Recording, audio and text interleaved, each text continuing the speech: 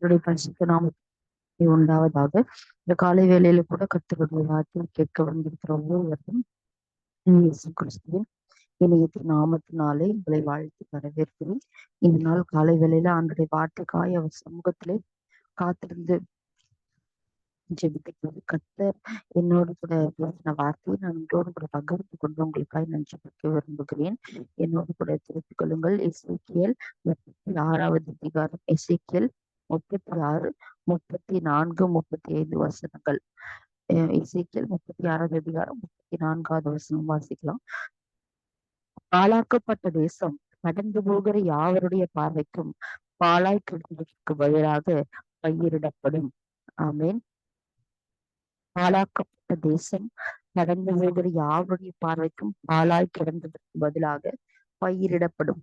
பாழாய் கிடந்த இத்தேசம் ஏதேன் தோட்டத்தை போலாயிற்றென்றும் அவாந்தரமும் பாலும் நிர்மூலமாயிருந்த பட்டணங்கள் அரணிப்பாளர்களும் வெளியேற்றப்பட்டவர்களுமாய் இருக்கிறது என்று சொல்லுவார்கள். கர்த்தராகிய நான்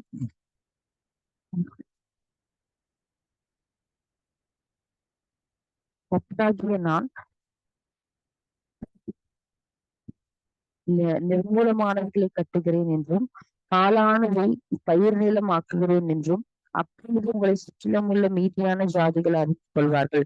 கர்த்தராகிய நான் என்று சொன்னேன், இதை செய்வேன்.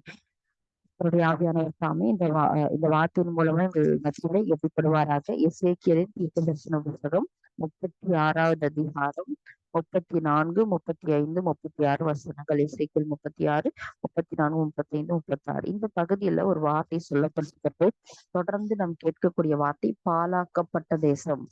பாழாக்கப்பட்ட தேசம் எதுவும் எல்லாமே பாழாய் கிடக்கிற இத்தேசம், நிர்மூலமாய் கிடக்கிறவை, பாழானவை, மீதியானவை, இதெல்லாம் ஒரு பெயர் சொல்லப்படுகிறது. இது பாழாக்கப்பட்ட தேசம்.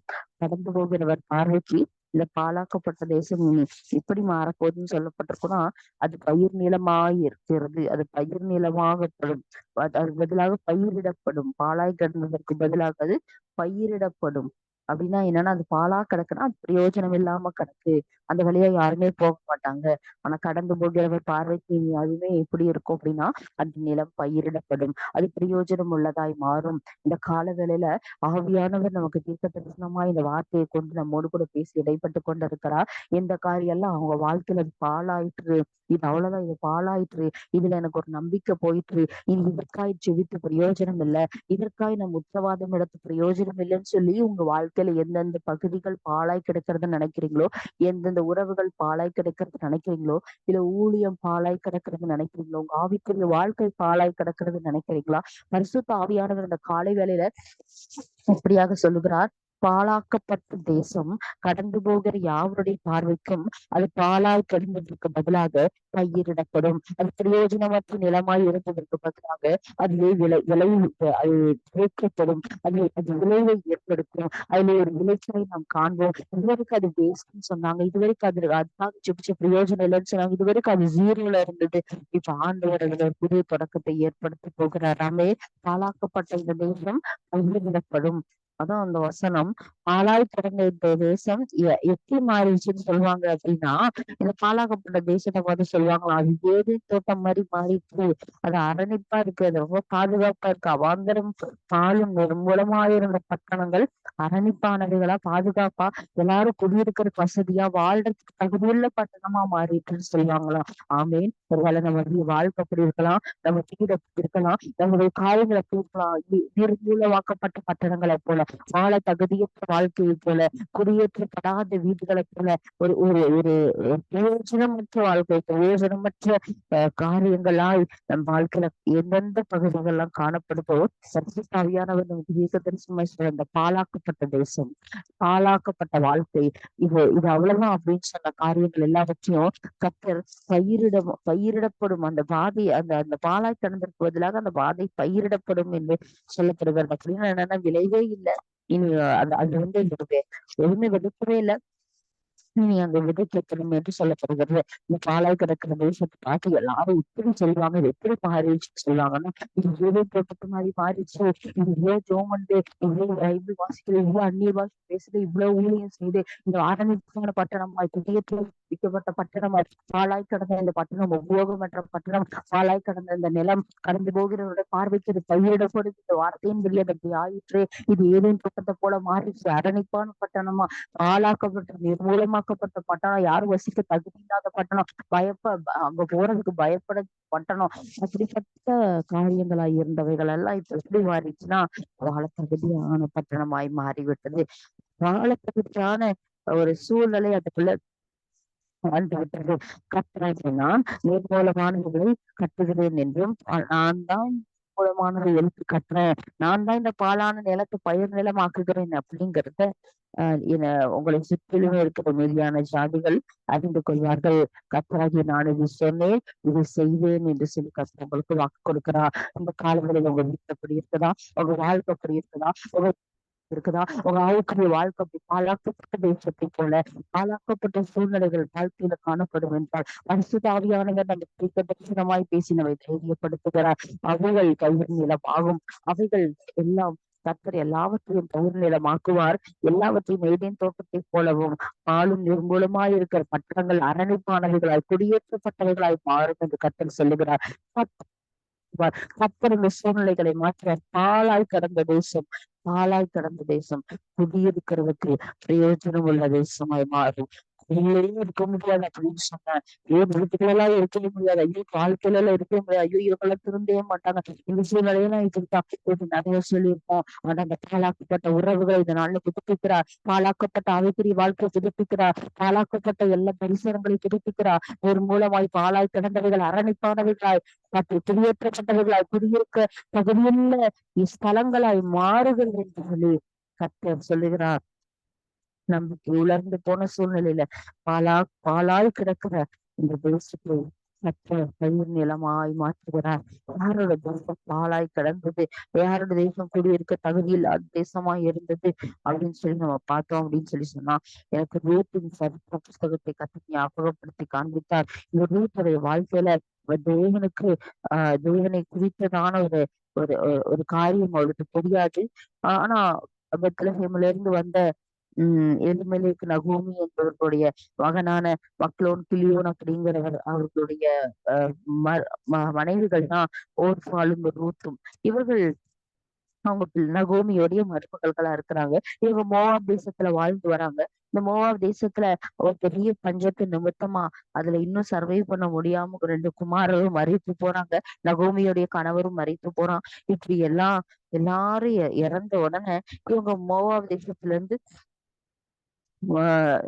வாழ்ந்து அங்கேயே இருக்கிறாங்க.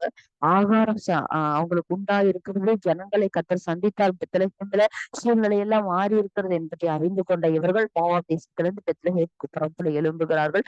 இவருடைய வாழ்க்கை எப்படி இருக்கிறதுனா, பாழாக்கப்பட்டதை போல ஒரு இடிக்கப்பட்ட பட்டணத்தை போல அவாந்தரமும் பாலும் நிர்மூலமானவர்களைப் போல பாதுகாப்பு சூழ்நிலையில் இந்த 3 பெண்களும் புறப்பட்டு வழிநெடுக நடந்து வந்து கொண்டிருக்கிறாங்க யூத தேசத்துக்கு திருப்பி போவதற்கு. அப்போ நகோமி 2 மக்கள் மாரையும் பார்த்து சொல்றா, திருப்பி போங்க, உங்களுக்கு எனக்கு நீங்கள் தயவு செய்த சொல்ல கத்தரை உங்களுக்கு தயவு செய்தான் கத்தரை உங்களுக்கு ஒரு நல்ல வாழ்க்கை பண்ணி உங்களுடைய பேரண்ட்ஸ் வீட்டுக்கு போங்க, நீங்க அங்க போய் வந்து நீங்க சந்தோஷமா இருந்து உங்களுக்கு இன்னொரு வாழ்க்கையை கத்து தருவார் சொல்லி இவங்க 2 பேரையும் அனுப்புறதுக்கு நகோமி பேசிக்கிட்டு இருக்கும்போது இருவரும் என்ன செய்யறாங்கன்னா, உங்களுடைய ஜனத்தண்டைக்கே உடனே கூட வருவோம் தீர்மானம் எடுக்கிறாங்க. உடனே கூட வருவோம் தீர்மானம் எடுக்கிறாங்க. திருப்பி எனக்கு கல்யாணம் ஆகி திருப்பியும் எனக்கு எப்படி இப்படி ஆகும், எனக்கு உடனே திரும்பி குழந்தை பிள்ளை உண்டாயிருக்குமா, வயது சென்றவள் நான் வாழத்தக்கவள் அல்ல, நம்பிக்கை எனக்கு உண்டாயிருந்து இரவு வாழ்க்கை பிள்ளை பெற்றாலும் கூட அது பெரியவர்களாகி அதனை வளர்த்து உங்களுக்கு திருமணம் செய்து கொடுக்க முடியாது. அது வரைக்கும் நீங்க சொல்லிருக்கீங்களா, கத்தருடைய கை எனக்கு விரோதமாக இருக்கிறது, என்ன மித்தம் உங்களுக்கு விசனம் உண்டாயிருக்கிறது, நீங்க போங்க, நீங்க உங்களுடைய தகப்பன் தாய் வீட்டார் இடத்துக்கு போய் அங்க போய் நீங்கள் உங்களுடைய பாழாக்கப்பட்ட அரணை இருக்கிற பற்றங்களை அரணைப்பானவர்களை பாழாக்கப்பட்ட இந்த தேசம் அரணிப்பானவைகளை மாறும் என்று சொல்லி ஒரு காரியத்தை செய்கிறா. என்ன என்ன செய்கிறா அப்படின்னு சொல்லி சொன்னா, அங்க பாத்தீங்கன்னா உன்னுடைய தாய் வீட்டுக்கு தகப்பன் வீட்டுக்கு கடந்து போன் சொல்லும் பொழுது, நகோமி சொல்லும் பொழுது, ஓர்பாள் முத்தமிட்டு கடந்து சென்றாள். ஆனால் ரூத்தோ விடாமல் பற்றி கொண்டாள். ஓர்பாள் தன் தேவர்களிடத்துக்கும் தன் ஜனங்களிடத்துக்கும் திரும்பி போனாள். அங்கே விக்கிரக வணக்கம் இருக்கிறது என்றும் அது பாழாக்கப்பட்ட தேசம் என்றும் அறிந்திருக்கும், அரணிப்பானவைகள் இல்லைன்னு சொல்லி தெரிந்திருந்தும் அதை பாழாக்கப்பட்டு இடிக்கப்பட்ட அந்த காரியத்துக்கு அவள் தேடி போனா. ஆனா இவ்வளவு என் வாழ்க்கை பாழாயிடுச்சு உண்மைதான், என் வாழ்க்கை அரணிப்பால உண்மைதான், என் வாழ்க்கை இடிந்து கிடக்க உண்மைதான். ஆனா ஒருவர் என் வாழ்க்கையை மறுபடியும் கட்ட வல்லவர். அது என் அரணிப்பான பட்டணமா, என்னை குடியேற்றி வைக்கப்பட்ட பட்டணமா, வாழ்க்கை தகுதியான ஒரு பட்டணமா என்னை மாத்த வல்லவர்னு சொல்லி நம்பி உம்மோடு கூட உங்க தேவன் என் தேவன் ஒரு தீர்மானம் எடுத்து நகோமி இடத்துல சொல்லி வரா. அவளோட வாழ்க்கை எப்படி இருந்ததுன்னா, அவ வாழ்க்கை நகோமியோட வாழ்க்கை கசப்பா இருந்ததுன்னு சொல்லி, வெறுமையா காணப்பட்டதுன்னு சொல்லி நகோமி சொல்றத பாக்குறோம். அவளுக்கும் அப்படித்தான் ஒரு வெறுமையான ஒரு வாழ்க்கை, எல்லாம் நம்பி இழந்த சூழ்நிலையில இனி எதுவும் இல்லை அப்படின்னு சொல்லி அவ புறப்பட்டு தன்னுடைய மாமியோடு வரும்பொழுதுதான் கத்தினாள். உபவாச வயல் காண்பிக்கிறார். அந்த இடத்துக்கு ஒரே ராத்திரியில ஆண்டவர் அவள் அந்த இடத்துக்கு அந்த வயலின் எஜமானியா கத்து உயர்த்தி வைக்கிறத பார்க்கிறவள். தேவனுக்கு அவ பாழாக்கப்பட்டவருடைய வாழ்க்கை தான், குடியேற்றப்பட முடியாத வாழ்க்கை தான், அரணிப்பான பட்டணம் இல்லதான், பாழாய் கிடக்கிறது, இணைந்து கிடக்கிறது. ஆனா கடந்து போகிறவரை பார்வைக்கு வரைக்கும் பாழாய் கிடந்தது. இனி பயிர் நிலமாக்கப்படும். கடந்து போகிறவருடைய பார்வைக்கு இது நிர்மூலமாக்க பட்டணமா இருந்தது. இனி இது பாழாக்கப்பட்டதாய் அல்ல, இது அரணிப்பான பட்டணங்களாய் மாறும். கத்தரதை கட்டி எழுப்புவார். அப்ப கூட இருக்கிறவங்களா சொல்லுவாங்க, இவரோடு கூட கத்தர் இருக்கிறார். இன்னைக்கு சொல்றாங்களா, ஐயோ வாழ்க்கை பாழாயிட்டு, எங்க வீட்டுல இப்படி ஆயிட்டு, இவங்க கூட கத்தர் இல்ல, என் வாழ்க்கையில கத்தர் இல்லைன்னு சொல்றாங்க. ஆனா இன்னைக்கு கத்தர் உங்களுக்கு வாக்கு கொடுக்கிறார். பாழாய் கிடக்கிற வாழ்க்கைய யாரும் வந்து கூட எட்டு பார்க்க மாட்டாங்க வீட்டுக்குன்னு சொல்றாங்க. நாங்க தனித்து இருக்கிறோம்னு சொல்றீங்களா? இந்த பாழாக்கப்பட்ட தேசத்தை அரணிப்பானவைகளாய் கத்தர் மாற்றுவார். மறுபடியும் இதுல ஒரு தலிவு குளிர்ச்சிபடி செய்வார். மறுபடியும் இந்த சூழ்நிலைகள் எல்லாவற்றையும் கத்தர் மாற்றுவார். பாழாக்கப்பட்ட தேசம் பயிர் நிலமாக்கப்படும். பாழாக்கப்பட்ட இந்த சூழ்நிலையோடு இருக்கிற இந்த காரியங்கள் எல்லாம் கத்தர் மறுபடியும் உயிர்ப்பிப்பார், மாற்றுவார், அரணிப்பான பட்டணமாக்குவார். அரண்மனை முன் போல் நிலைப்படும். முன்னாடி இருந்த மாதிரி சகலமும் மாறும். செய்வாங்க செய்வான் வியாதி பட்டு வியாதி பலவீனத்துல, ஐயோ என்னால என்னால தலை சீவ முடியல, என்னால குளிக்க முடியல, நான் ரொம்ப நாள் எந்த பஸ்ல இருக்கேன், நான் பெட்ரிட்டன் ஆயிட்டேன், என்னால எதுவுமே பண்ண முடியல, என் வாழ்க்கை அவ்வளவுதான் இப்படின்னு சொல்ற அப்படிப்பட்ட நபர்களுடைய வாழ்க்கையை கூட ஆனா பாலை கிடக்குதா, நிர்மூலமாய் கிடக்குறதுனா, அரணிப்பானவர்களா இல்ல அப்படின்னு சொல்லி சொன்னா, எனக்கு சரீரம்லாம் பாலாயிட்டு, நான் சரீரத்தை ரெண்டு பலவீனங்கள் நிமித்தம் எல்லாம் இழந்துட்டேன்னு சொன்னா கூட கத்தர் அவைகளை ரெஸ்டோர் பண்ணி மறுபடியும் கொடுக்க நமக்கு வல்லவரா இருக்கிறார். அதான் சொல்றாரு, முன் போல நிலைப்படுகிற ஒரு வாழ்க்கை கத்தர் நமக்கு கொடுப்பார். முன் போல சகலத்தையும் மாற்றுவார். ஊழியத்துல மாற்றுவார், வாழ்க்கையில மாற்றுவார், வீட்டுக்குள்ள மாற்றுவார். ஊழியத்தோட வாழ்க்கையை முன்போல் மாற்றுவார். அரண்மனை முன்போல் நிலைப்பட்டது, முன்போல் அவருடைய வாழ்க்கை கட்டி எழுப்பப்பட்டது. அவ்வளவு இனிமே கணவனோடு வேற நினைத்து நமக்கு இருக்குமா, நம்மளுடைய வாழ்க்கை போயிடும் அப்படின்னு நினைச்ச வாழ்க்கையில கத்தர் ரூத்துக்கு கண்களை கட்டளையிடுகிறார். ரூத்தை கத்தர் உயர்த்துகிறார். ரூத்துக்கு கத்தர் சகலத்தையும் சந்திக்கிறார். இந்த காலவேளையில ஆவியானவர் நம்மோடு கூட பேசிக் கொண்டிருக்கிறார். பாழாக்கப்பட்டதாய் தேசம் காணப்படுகிறது என்றால் அது விரைவிலே பயிரிடப்படும். விரைவிலே சூழ்நிலைகளை கட்டி மாற்றுவார். மறுபடியும் அதை அதை அதை அதை மாற்றத்தை அருளி கத்தர் அந்த இடத்துல இந்த வசனம் சொல்லப்பட்டிருக்கிறபடி அரண்மனை முன்போல் நிலைப்படும்படி, முன்போல் சகலமும் மாறும்படி, வாழ தகுதியான வீடா, வாழ தகுதியான வாழ்க்கையா, சகலத்தையும் வாய்ப்பு செய்து முன்ன மாதிரி முன்ன விட அதிகமாய் நிலைத்திருக்கும்படி கத்தர் நம்மை எழுப்புவேன், அவர் சொன்னார் இதை செய்வேன்னு சொல்லி வாக்கு கொடுத்திருக்கிறார். எத்தனை பேர் நம்புறீங்க வாழ்க்கையில அது நடக்கும்? நம்புறவங்க எல்லாம் இருக்கிற இடத்துல கண்களை மூடி தலைகளை தாழ்த்தி ஏசப்பாவை நோக்கி பார்க்கலாப்பா. பாலாய் கிடக்கிற வாழ்க்கையை பயிர் நிலை பாக்குங்கப்பா. பாலாய் கிடக்கிற உறவுக்கெல்லாம் பயிர் நிலை பாக்குங்கப்பா.